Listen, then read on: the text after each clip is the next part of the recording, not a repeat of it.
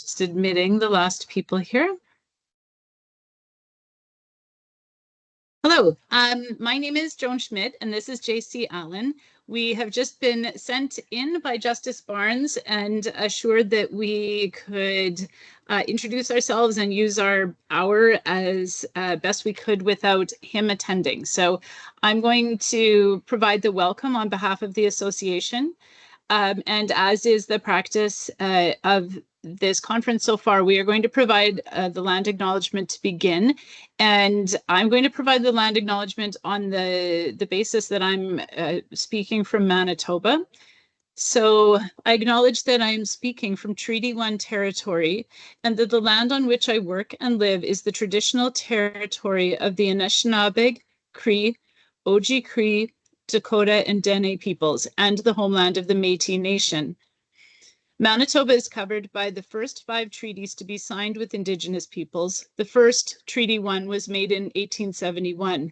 With this treaty, Indigenous people agreed to share their land to the benefit of Europeans who settled here and expanded the boundaries of Canada westward.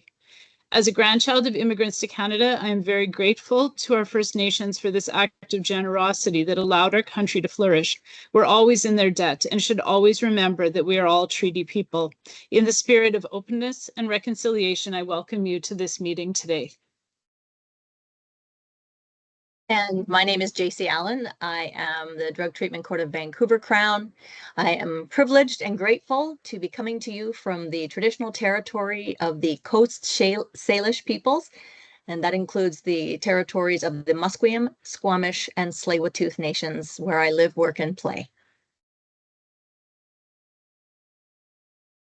Our presentation today is about an overview of the changes that are being made in drug treatment courts across the country in response to changes to the desk book that is our governing document on how we prosecute in the federal government. And the changes to the drug treatment court section of the desk book allow for greater discretion when it comes to screening in higher risk participants. So as we're learning, and as always happens when these changes are made and there are discretions, it was a timely opportunity for us to take a look at how that is being unrolled in Canada. And in the process of doing that, and as JC and I prepared for this, it became pretty obvious to us quite quickly that we were an interesting pair to be presenting on this, and probably appropriate in that her program in British Columbia and my program in Manitoba are working in quite different landscapes in terms of where different parts of the country are in the opioid crisis, how the courts are responding, and what that means for our drug treatment court programs. So we're here to essentially ask each other questions and give an opportunity for you to ask any questions that you might have of what we're doing. My understanding from Justice Barnes is we are encouraged to use the Q&A option at the top, and we'll allow 10 minutes at the end. He did say that there were some technical hiccups with the Q&A button and other sessions, and if that is problematic, to use the chat, and JC and I will watch both to see if there's questions that come in. So perhaps, JC, do you want to start by talking about what the lay of the land is in British Columbia that you're navigating, and then we'll get into how that affects how we screen people in. Yeah, thanks, Joan. As she mentioned, our programs are quite different because the culture and the landscape in our provinces are very different. We, of course, still face the same overarching social problems that every community faces, but there's definitely variables in the intensity of individual components of those variables. So Vancouver is home to the infamous Downtown East Side, which is an 8-block area of town that is the poorest postal code in the country and the epicenter of pretty much every social problem you can think of in our province, rife with homelessness, poverty, violence, addiction, mental health challenges, and every sequela of trauma that exists. And our judges are alive to the intense suffering that results from those social problems in BC, and especially the Vancouver Provincial Adult Criminal Court. It has a well-earned reputation of meting out lighter sentences when compared with the rest of the country. And that's a way that judges recognize and try to mitigate that trauma. So our program from the beginning has been designed for what I would call high risk, high needs individuals. I know that drug treatment court research mostly comes out of the US, and their enrollment in that country is exponentially higher in their drug treatment court programs. They cover more offenses, more types of drugs. They often include alcohol and offenses like driving while prohibited or driving under the influence. And so they subscribe to the 4-quadrant theory that you have high risk, high needs, low risk, low needs, and the combinations of those. We don't have that many. And our program tends to target the people who are really entrenched in addiction and have a history of crime. So, but as the social context of addiction has evolved from a criminal issue to a health issue, our mainstream courts have taken a different approach and now focus more on rehabilitation as a principle of sentence when addiction is a factor. In BC, probation-only sentences are available for trafficking in small amounts of even fentanyl. And this has reduced interest in our program recently. We've had to move our goalposts in the last couple of years, and this is for a number of factors. One is decriminalization, starting in January of 2023, a case law that came down late in 2022 that provided for a suspended sentence for a woman who was trafficking in fentanyl. We also have other therapeutic courts available. We have First Nations Court. We also have the Downtown Community Court, which doesn't focus on so much drug offenses, but other offenses related to drug addiction.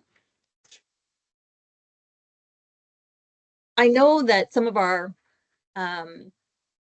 sentences have raised eyebrows, but we're finding more and more in BC, and I suspect everywhere, that those with serious addictions are being preyed upon by mid and higher level distributors. It's no longer just the street level trafficking that they're being recruited for, but they sometimes get recruited to package in stash houses or being the face of a commercial transaction. So we're finding that we're getting these people with addictions coming in with possession of large amounts if they're found in a stash house. Sometimes there's weapons involved, not so much in their immediate possession, but in the room where they are or in the house where they are. So they're being charged with those offenses. The real criminals are getting smarter and more ruthless about using pawns to insulate themselves from the risk. And the results of all these changes is that the street and legal landscape in drug treatment court of BC still appeals to a subgroup of accused who are deemed high risk. So maybe I'll stop there. I've got more to say about our program, but rather than prattling on as a monologue, I'll turn it back over to Joan. Sure. So one of the things that I think makes a huge difference in how drug treatment court in Manitoba ends up playing out in terms of sort of the differences in landscape from what JC is facing in Vancouver is that the sentencing ranges in Manitoba are still in a very different spot. If even for low-level fentanyl trafficking in Manitoba, you are often receiving a penitentiary sentence. It would be quite unusual to have a probation-only sentence for any type of drug trafficking in Manitoba, certainly not on a Schedule I drug. And usually you might get a conditional sentence, but it would still be a jail sentence and it might have probation to follow. And then the courts are quite strict if you breach your conditional sentence on it. So it means that for a lot of the individuals that are looking at drug treatment court here, it's a pretty stark set of options. You can come to drug treatment court and spend quite a while with us. Most of our participants are there for a minimum of 18 months. And the Manitoba program is still abstinence-based. So our goal to graduation is that we require participants to have reached the point of abstinence, which I know is not the case in every program across the country. What's interesting, though, is that we have an incredibly long waiting list and an incredibly high success rate. So while we sometimes get pushed in Manitoba about why we are still essentially sticking to our guns about the model that we're doing, it's at this point for the prairies, it's proving to be very successful, and we have an extremely low recidivism rate, which is part of what, from a court's perspective, they're looking at. If we're going to invest in this program, we want to be launching people. Our participants, once they are finished, have been at least 3 months without using anything. No alcohol, no cannabis, no controlled substances, nothing unless there's a prescription. But they're also have gone back to school, they're back in the workforce, and a lot of work has been done for underlying trauma. So it's a tough program, but given the alternative for many of these individuals is jail, there's a different motivation to come to do that. But I think that if our courts were giving sentences that were the same or conceptually looked easier, then it certainly would be very different to get that that type of buy-in or that type of waiting list at the door. I do think that then definitely colors how the screening process works. And I know that in talking to JC and sometimes in talking to other crowns from across the country, there are people who are accepted into drug treatment court on fact scenarios in some provinces that might raise eyebrows in others, just based on who's applying. When your pool looks different, then deciding who's high risk and who's not, then it certainly becomes relevant.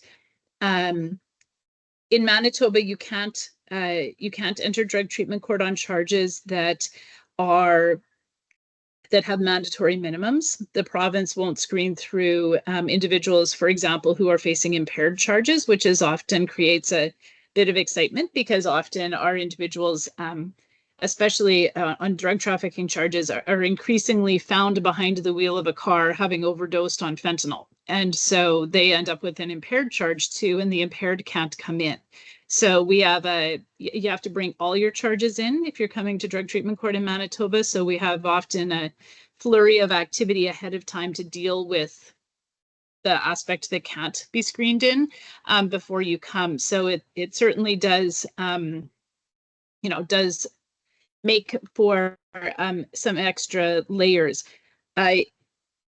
I think that it also then talks to, and I'm going to bounce it back to JC to see what they're doing in terms of the teamwork. I'm interested to hear, and I think people would be interested in terms of how the teams work together. As we start to all look at people who are higher risk participants and what that charges would be, how do you think that plays into how your drug treatment court team is formed? Well, we've had the same 5 partner agencies since our inception in 2001, and those are, of course, a dedicated judge, Crown, PPSC, Legal Aid Supplies Defense Council, and then we have Vancouver Coastal Health, and they are our healthcare provider and the treatment provider. And we also have as a major partner BC Corrections or Probation. And that's a powerful combination. And so when it comes to the issue of selecting higher risk participants, I'm very fortunate in that I can defer to BC Corrections. They have always been involved in the initial screening process. So the way it works is if someone expresses interest in the program, the file comes to me. I screen for whether or not the circumstances of the particular charges match up with what we will accept. I also look at whether they're serving a sentence for a violent charge of any kind, and whether they have a history of violence. But my role in terms of screening for high risk, if we're talking about violence, is minimal. I kind of add a thin layer of security in terms of that initial sort of review of the documents. I also have some contact with police and ask them to do a basic screening that's specifically designed for our program, where they give us just the minimum amount of information that they can about this person, because there may be things I don't have access to. The police may have intelligence on the particular applicant, that they are an affiliate of a gang, or that they are under investigation for something else. And they don't have to give us those details, but those are automatic bars. So I also ask them their opinion. I'll say, do you recommend this person for a drug treatment court? Usually it's obvious. If I look at someone's record and I go, wow, that's a really concerning record and there's recent violence on it, I'll still push through and ask the police, and I may still refer to corrections to say, hey, and I'll flag my concerns for them. Hey, here's the situation. But at the end of the day, it's BC Corrections who supervises these people while they're on bail in the community to participate in drug treatment court. And BC Corrections are the experts in risk management. They have the tools. They've been doing this for a long, long time. I really am fortunate that I don't have to feel like I'm the one the program is relying on to assess the risk, because I can fall back on our probation officers. I don't know how common that is in drug treatment programs in Canada. You may work with probation only in as much as they're functioning the way they usually do, but their client is participating in drug treatment court. We actually have a dedicated probation team. So we have a bricks and mortar treatment center that is only for our participants, and that houses probation officers, their local manager, and also the Vancouver Coastal Health drug and alcohol counselors. There's also a financial aid worker and a couple of other support staff there. So we're very fortunate to have that, but there's no on-site security there to keep things safe. I mean, most courthouses, at least in this province, have security when you walk in the door. If someone's got a weapon on them, that will be confiscated by the sheriffs before they get anywhere near a courtroom, and we don't have that at our treatment center. So we want to make sure that the staff and the other participants are safe. So one other aspect of that is, because we have probation on site, probation aren't police officers and they're not sheriffs, and I don't expect them to run into the middle of an altercation and diffuse it, but they are still the best qualified to assess and manage risk in the community. So I find they're not, for the purposes of our program, they're very dedicated to bringing in people into the program. They want to see people get the help. They have the experience to know that addictions causes a lot of problems, and if their clients can get the help they need, they want to facilitate that. So I don't find that corrections is screening out people unless there is very good reason. How does it work in your program? Well, I was just going to say, Deborah had asked in the chat how many participants were in the Manitoba program. So just before I lose that in my mind, there are currently about 25-ish in the Winnipeg program. We have programs in Winnipeg, Brandon, and we're just in the process of launching in Portage la Prairie, and we have our dreams set on what sort of wellness court will be up north. So currently we have 4 or 5 in our Brandon program. It's our baby program that's just getting going. And Winnipeg has about 25. We are now fully staffed in terms of the drug treatment court, like the frontline workers who are working with our participants every day. So our goal would be ultimately to get up closer to 40 in our program, but we had some staffing hiccups, as happens in every program, and we needed to get back fully staffed because of how intense their interactions are. our partnership, which leads nicely into the partnership, we don't have our own bricks and mortar building. I'm jealous of JC's having her own place. So a lot of what limits what we're able to do is housing, which is, I think, an issue across the country, and I know is something that is discussed at a lot of this sort of forums. Most of our participants need to get into detox and need to get into some sort of residential treatment as part of what they're doing, and there just aren't always beds. So that often stalls our process with that. We do, however, have a dedicated drug treatment court team. Our team, in terms of the day-to-day with the participants and helping screen, we do have one of our probation offices dedicates a probation officer as part of their duties. They aren't, we don't have a team that just does drug treatment court, but we have definitely a dedicated line into probation who helps to do our risk assessments, like JC's talking about, and is able to do a bit of a deeper dive for us into people's backgrounds. We have police contacts who are able to help us understand how much gang tie there is. We've had some issues in the past with security related issues when we have spread our wings a little too quickly in terms of what people's gang ties were. It's a level of the security risk that we find in Manitoba. It requires care. Frankly, not because it's not that it's necessarily high-level gang members trying to come to drug treatment court. Our problem has been not doing enough thought or care about a girlfriend or an ex-girlfriend of a high-ranking gang member, and who, she may want to get out of the lifestyle, and her hopefully soon to be ex-boyfriend isn't as enthusiastic about it, and that requires a level of support and sometimes security that we're now just really understanding how to start dealing with that.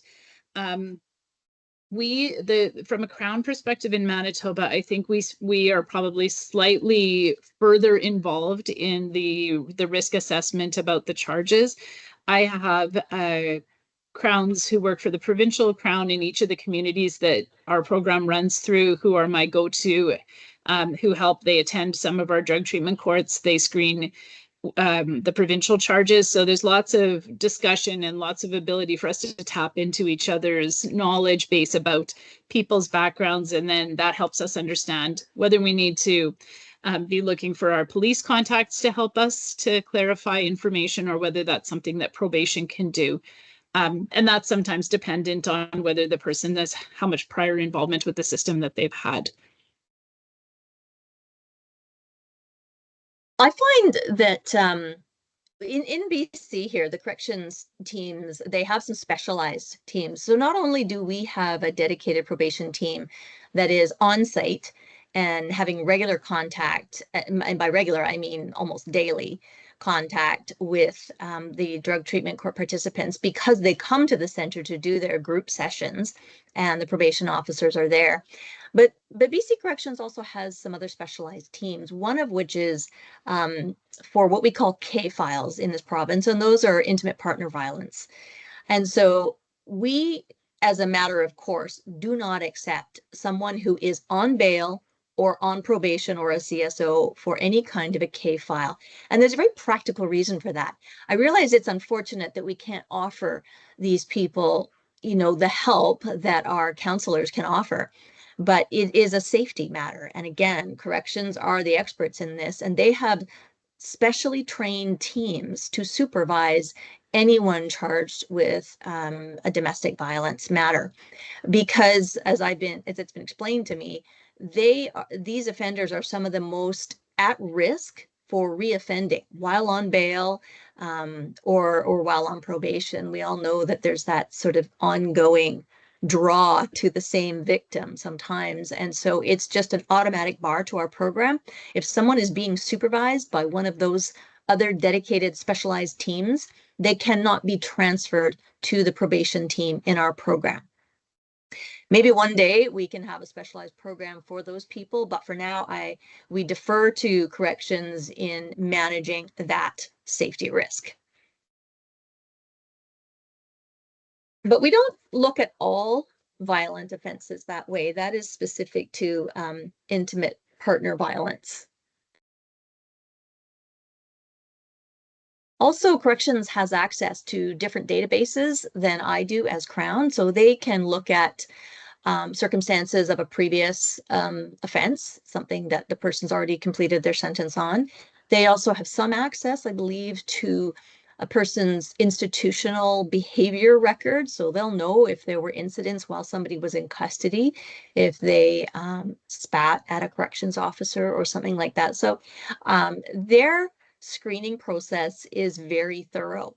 And as I say, there's that added level of security that although they're not police officers and aren't going to wade into the middle of an altercation, they are on site and have access to our participants 5 days a week. And they are very involved and they work very closely with our counselors to get a very clear picture of how the person is faring. We've had, and their screening and their supervision is very effective because we have had very few incidents at the treatment center of violence or even the threat of violence. And as soon as it presents itself, that person is recommended for discharge and nobody argues with that. We're not going to place anyone at the treatment center, participant staff, in any risk. So it's been very well managed by our team.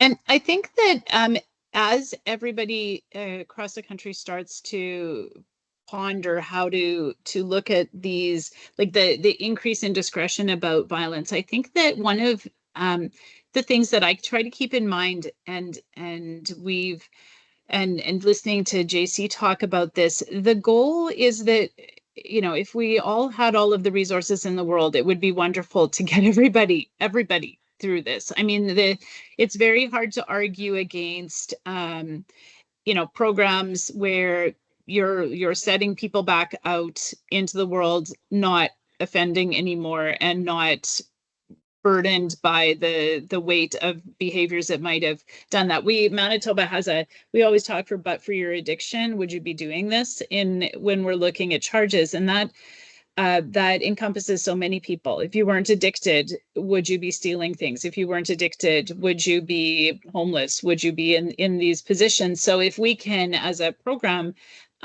look at ways to support people in fixing some of those things, then, you know, hopefully our goal is always that we don't see them back in the system. Like that's, you know, from a very base level. But in increasing the discretion for these charges, I know that initially when the desk book came out, there was I read it and I had a moment of thinking, oh my goodness, the discretion allows for so much more than we're doing in Manitoba right now. And there was a bit, unnerving, but in seeking some guidance from our department, we came to the fact that it's to allow us to be able to provide this program to as many people as we can while still finding a way to do it safely for the team that's doing it. And one of the things that I try to keep in mind when we're doing it is that it's not always just yes or no or black and white in terms of whether or not someone can come in. Sometimes the safety of the participants aspect, like JC's talking about, for us in Manitoba, sometimes comes down to timing. Because our program is quite tiny in terms of and because you have essentially 3 different stages that you work through while you're in the Manitoba program. Like we graduate you in little steps through the program. But within your group, depending on who's in what level, you might be with 5 or 6 people doing group sessions and similar work all the time. And we find that our drug treatment court group tends to form a community. It's a long time to spend together working on all of this. So they, you know, friendships are built, and there is a lot of layers where people who are further in the program provide support to people who are newer and all of those things.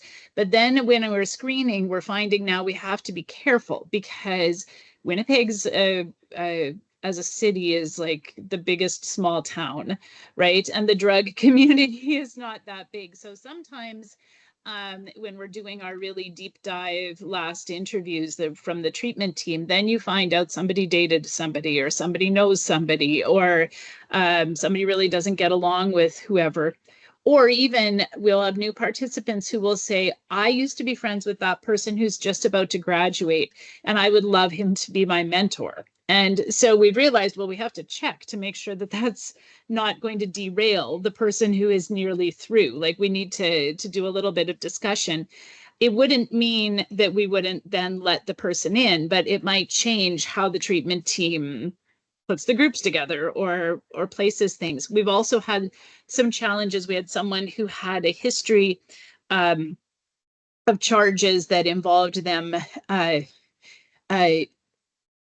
using the services of prostitutes, and he had some very strong opinions that he voiced. And we have a number of people in our program who have been on the other side of that story and who are trying to get out of that lifestyle. And we realized we had to be very careful about not, ripping into a huge issue within a very small group. It can be managed, but you've got to know. So what I'm finding in terms of how our process is changing is the wider we're able to spread who we let in, the more layers we're realizing as we go we need to think about. So it's definitely an organic process. I think it's so important, but I think that these new desk book changes definitely for us in Manitoba have shot through the roof the number of conversations that I'm having with everybody at the table in terms of who we can screen through and when or how. Yeah, and I say again, we are fortunate to have probation be so involved in the management, so we can accept people. Also, even violent offenses, even if someone is trying to bring in a non-domestic violent offense, we still haven't taken those in our program, but I think we can all imagine a number of scenarios where someone's charged with a violent offense, but wouldn't be a risk at the treatment center. Again, I will still defer to corrections on that. They have their processes and they have a demonstrated success track record. But I would like to see violent offenses come in of a certain kind where corrections could indicate that we can supervise this person because the circumstances the planets were aligned poorly and a number of things happened at the same time and intersected and this event happened. And the desk book does allow us to consider those. Most of those offenses, though, would be provincial. And our program has still been very heavily weighted toward drug offenses, mostly because it is a federal government program and the feds are more aware. I get a lot of referrals from my own colleagues because I put the word out, screen your files, send them to me, no harm. I don't mind screening anyone who's interested.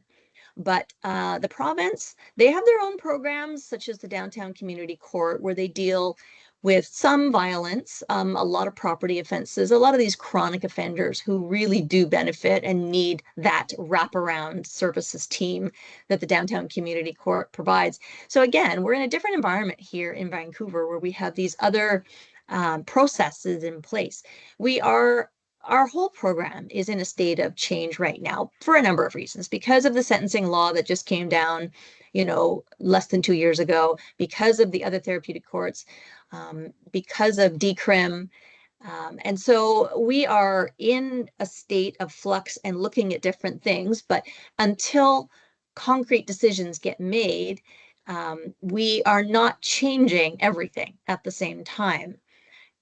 So, we are definitely entertaining these ideas about whether we can take higher risk participants, whether we can just take more people. As I say, we've had to move the goalposts. 15, 20 years ago, our bread and butter was simple possession charges, or your basic street level trafficking, especially when we had the mandatory minimums way back when.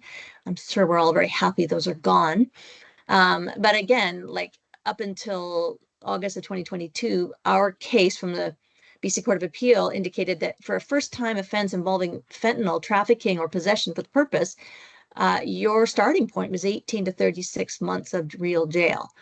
That law still applies, but it is now modified by this other case that has said it is possible to give a suspended sentence for somebody trafficking in fentanyl. So the whole landscape is changing, and I have no doubt that we have to do it in stages. Right now, our healthcare provider is reviewing their program and looking at possible changes because the landscape has changed so much and the drug scene has changed so much. It's really difficult to keep up. And also, we're looking at changing graduation requirements. We still are an abstinence-based program in as much as that includes all prescriptions, so OAT, anything like that is still considered abstinence. It's only abstinence from illicit substances. But we're all well aware that that may change because certainly from the PPSC point of view, the desk book says while abstinence is a good goal, it's not the only goal. But we're struggling with, all right, what does that mean for graduation requirements? How do we define success? How do we measure that success? And how do we know that however the needle moves for a particular participant, how do we know that's going to reduce the risk of recidivism? So more to come, but it's still in a great state of change.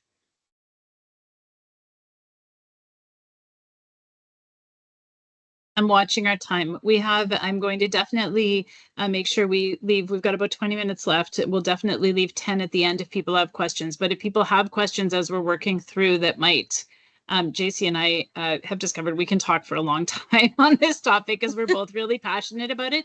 So if anyone has a specific direction you want us to go in, otherwise we'll keep going from there.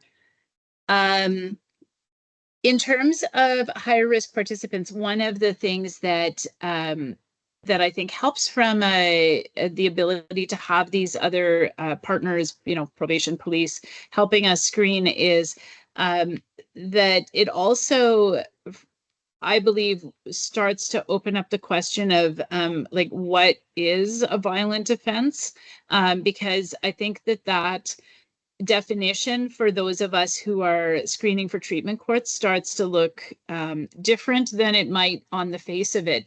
In a way, before we were letting in high risk and more violent potential offenses, it was easy because you could just look and say that charge definitely looks like a violent offense, and I guess we're not letting that person in, but it's just not that simple. And this increased discretion allows some different ruminating on what that means. And the phraseology that I often come back to and has been really helpful that was provided to me by one of our provincial Crown partners was there's robberies and there's robberies is how she says it.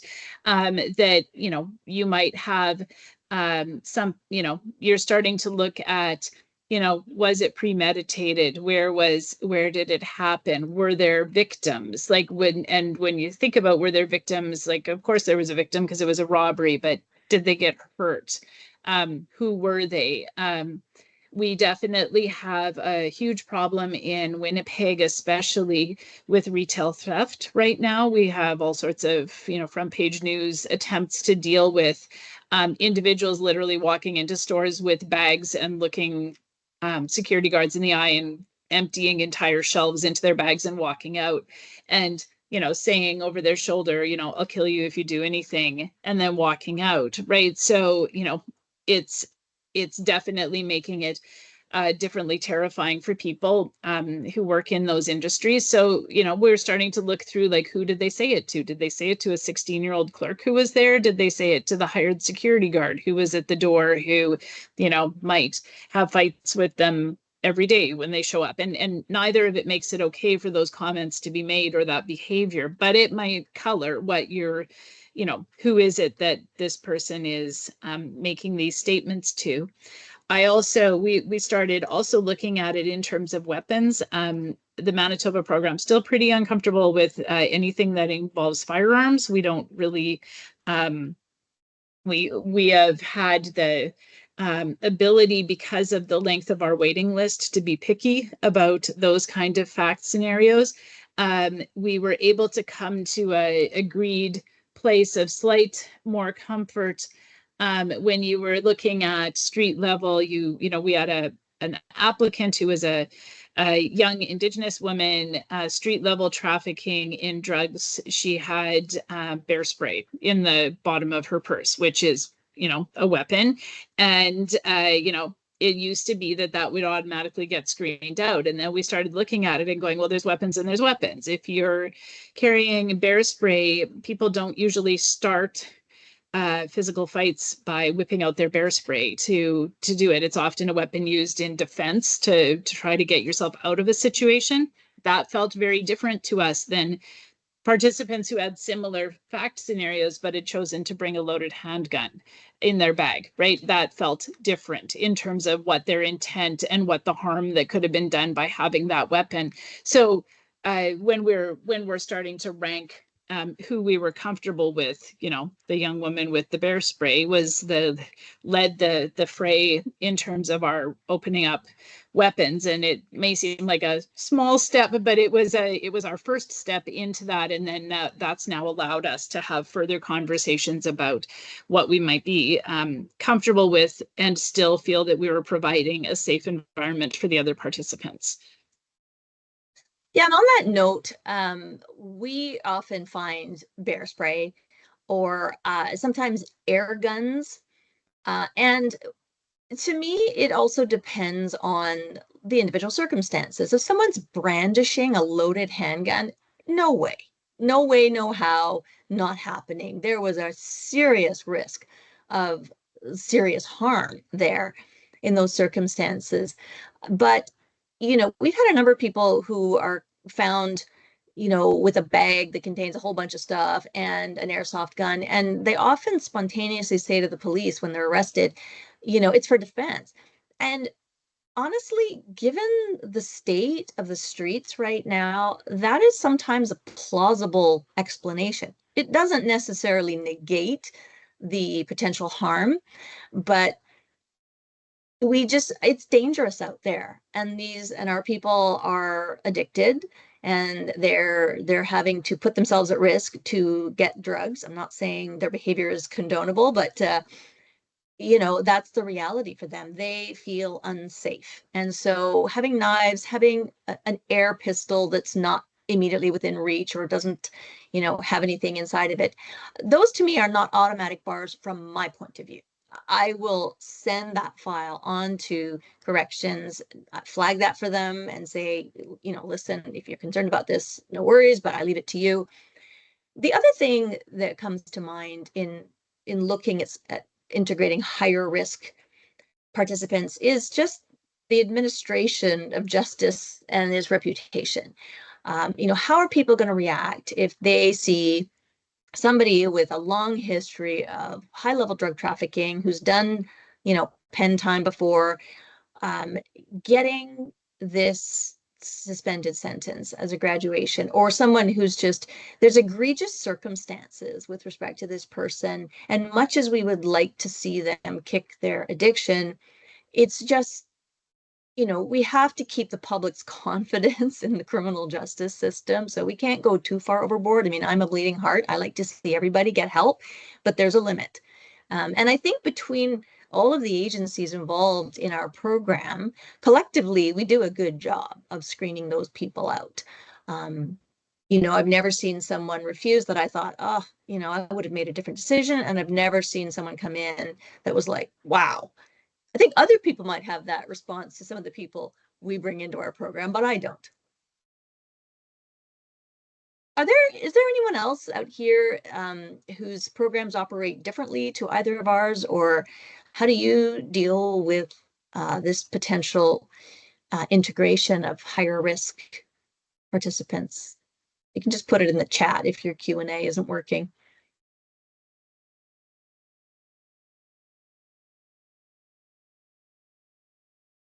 Nobody. We've got them all covered. Between your program and mine, everybody does the same.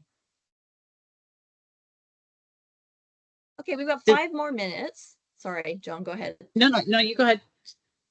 No, I just wanted to ask if, any more questions or any information you'd like to share on how you'd like to see things going, or how your program has evolved, or whether it has evolved.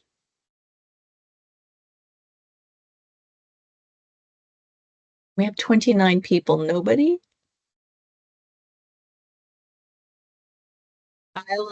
I'll talk while people, if people are thinking or typing.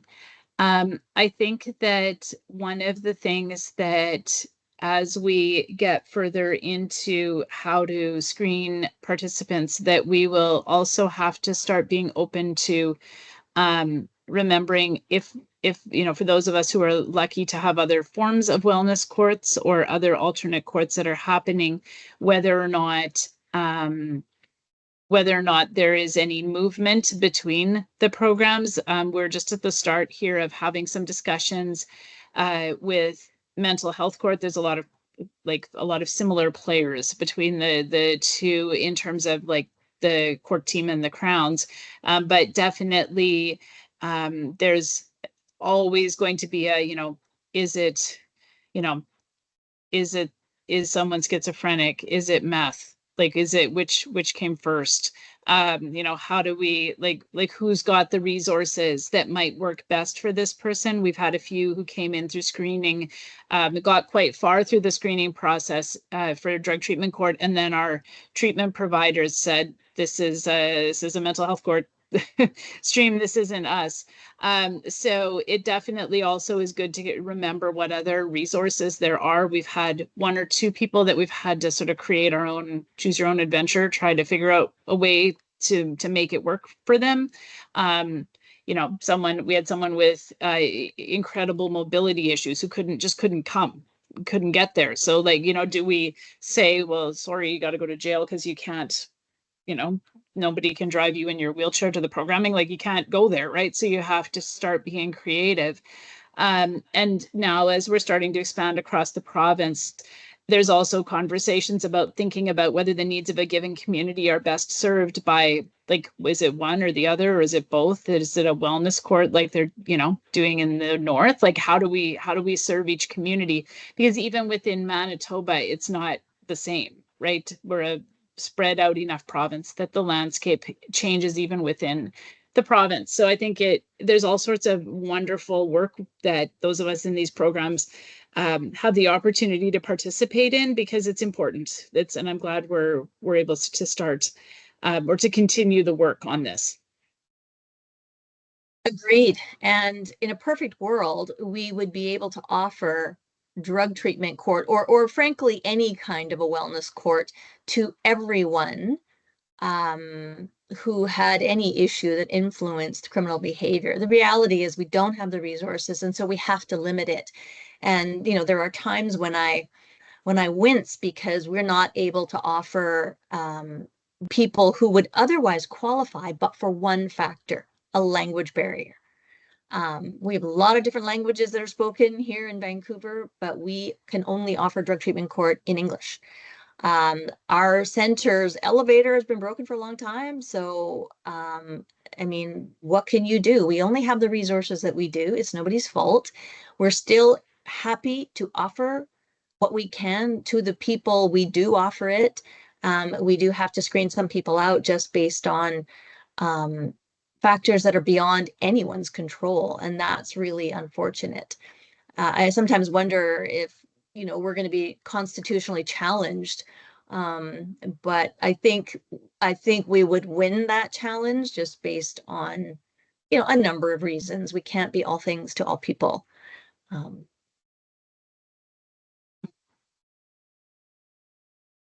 Does anyone have any questions? We're at that 10-minute mark where we're to open the floor if anyone has any questions. Does anyone wish to correct anything that we've said? Sometimes the Crown's perspective is just the Crown's perspective. All right. It sounds like we've Okay. exhausted their attention. So Oh, wait, we have a hand. We have a hand. exciting. And Danielle, do you know how to unmute her, Joan? Or I'm going to try.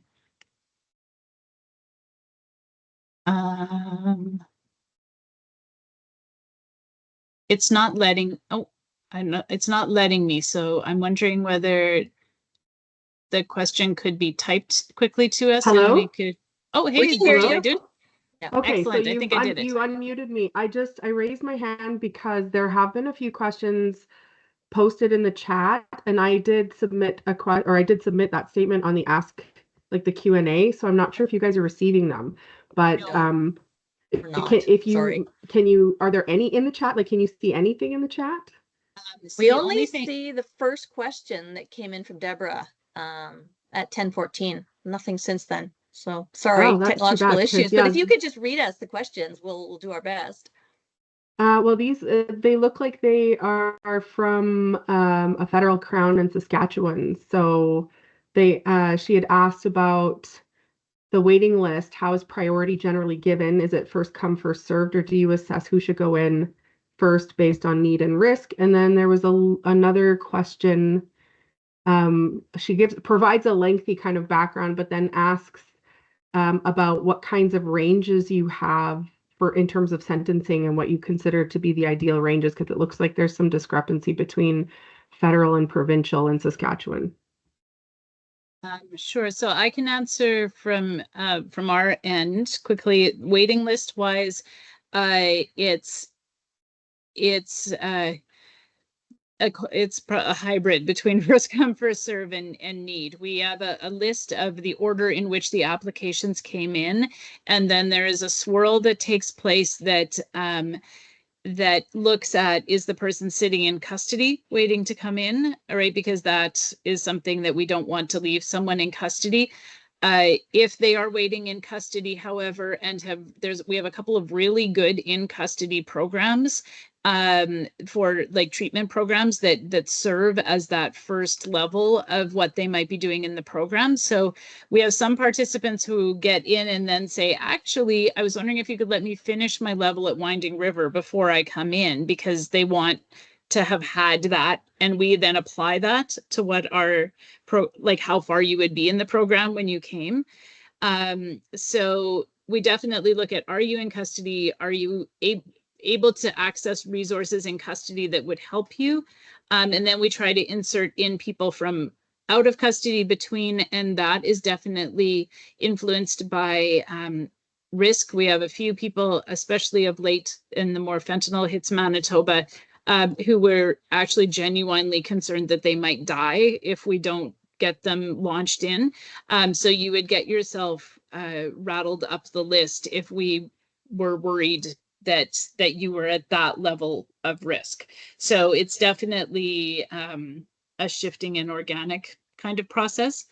In terms of range, like in terms of like sentencing after drug treatment court, like if you receive in Manitoba, you receive supervised probation once you're done. So you do your 18 to plus months with us, sometimes 2 years, and then you receive supervised probation afterwards, and then you still stay with the drug treatment court team. So we kind of it's been so intense that we kind of phase you down back out, so that it's not quite so jarring. And and so those after sentences can often be anywhere from 12 to 18 plus months of supervised probation after the fact. But we essentially treat it like aftercare, right? That you're able to still access the resources, but you're weaned off of them instead of it being just a hard out the door, just to reduce that risk. And on my end of things, I'll answer the second question first, only because we don't have a wait list. And our program at one point had 80 participants. Now, this was a number of years ago, 15 years ago or so, when we had the mandatory minimums, but we have quite a capacity. We have reduced staff in response to the lower numbers, and a number of things contributed to lower numbers. COVID didn't help. But and as I say, we have a different court environment here in the province. But up until last fall, we had a single universal graduation sentence, which was a suspended sentence, 1 day of probation with no conditions. Effectively, it was a recognition that the person had done their time while on bail pending sentence. So for our program, people have to enter a guilty plea to enter, and then they're put on bail pending sentence. So if they graduate up until last fall, it was you're done. You've done your time. Your sentence is going to reflect that. And of course, it looks better on their record to have 1 day of probation rather than whatever. But we changed that now to an individualized process because we're taking in more serious offenses. And again, that confidence in the justice system, it's not always appropriate to have, somebody get a suspended sentence and 1 day probation. So I'm putting in individualized sentences, but I'm still really stuck with a suspended sentence because I don't think anybody is going to come to drug treatment court and face, even a conditional sentence at the end of it, because that is a jail sentence. And so it's between 1 day and 3 years of probation, which is not much of a range when you consider that someone might come in with their first trafficking offense with, cocaine on a small amount, no fentanyl, they have no record. They're not going to get the same graduation sentence as somebody with a long history, who would have been facing pen time if they had gone through the regular system. So, it's more art than science. I have been left alone to figure this out. And it's a work in progress. And as I say, we have about a 25% graduation rate. So usually when it comes to sentencing, I'm looking at a discharge before graduation. And it'll be somewhere between what the Crown's initial position on sentences, which is, whatever, according to the regular law, and that graduation sentence. And so it's somewhere in between there, depending on how much they've accomplished while in the program. So I just saw another question and now I don't know where to find it. Oh, wait. Joan, do you? I do. It's in a separate chat and it's Kenya and it's the Regina Crown that the question that Daniil, I'm sorry if I'm not saying your name correctly, had read out to us. So just because I know we only have a couple of minutes, Kenya, I'm also wondering, I'm happy, and I know JC would be to afterwards, we can certainly have further conversations because I think there's lots of interesting developments happening in Regina from what it looks like with the question. So our apologies for the fact we couldn't see your Q&A. I'll definitely let Justice Barnes know that we couldn't see either because that does make it a bit more challenging. But thank you for alerting it to us. So I think that's our time. I'm supposed to remind anyone who is going to the next plenary session that it's at 2:30 Eastern Standard Time, and it's the therapeutic use of drug tests. And also, I think I can probably say on behalf of JC and myself, always feel free to reach out. We love talking about this topic. And I think that it's so important that we have these discussions across the country and we keep those conversations going to support each other in the programs. Because I think a lot of us are out there on our own little islands, like trying to keep these programs running. So having each other's support is definitely can only strengthen the program. So thank you on behalf of JC and I, and on behalf of the association. I'm so glad they've put this conference together. Thanks, Joan. Okay, I'm going to hit leave, which will reduce the recording. Based on yesterday's sessions that I attended, we'll all get a message later saying they've recorded it if you have anything that you want to listen back to of our talking. Thank you. Have a good day, everyone.